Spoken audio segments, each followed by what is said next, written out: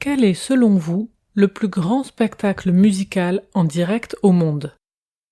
Un événement non sportif qui a attiré en 2021 99,9% des téléspectateurs en Islande et environ 40% dans toute l'Europe. Ça y est, vous avez trouvé?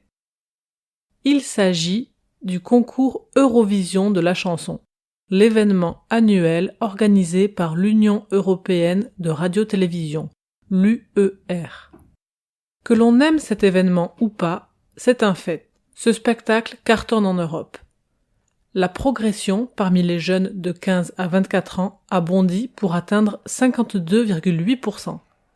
Et la chaîne YouTube de l'événement a enregistré 50,6 millions de spectateurs uniques.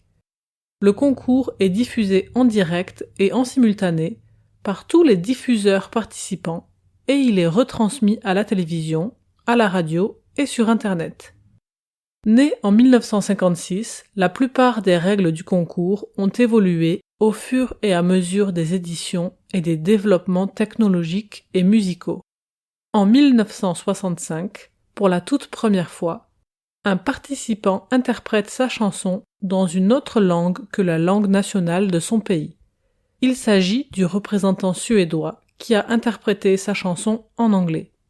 À l'époque, cela avait fait une controverse et les règles ont depuis été modifiées pour permettre ce principe. Le concours consiste en 3 émissions diffusées en direct, 2 demi-finales et une finale. Les émissions sont animées par des présentateurs internationaux. Ceux-ci doivent s'exprimer en anglais et en français. Les chansons ne peuvent dépasser 3 minutes et le non-respect de cette règle peut entraîner une disqualification. Le vote final fait partie de ces événements aussi prenants qu'une séance de penalty. Chaque pays attribue, à tour de rôle, des points au candidat qu'il a le plus aimé, mais n'ont pas le droit de voter pour leur propre candidat. Les 10 chansons arrivées en tête de chaque classement reçoivent dans l'ordre ascendant de préférence 1, 2, 3, 4, 5, 6, 7, 8, 10 et 12 points.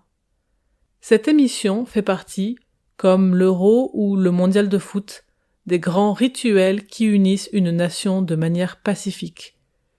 C'est devenu transgénérationnel puisque les jeunes poursuivent cette filiation. La 66e édition du concours aura lieu à Turin, en Italie, les 10 et 14 mai 2022.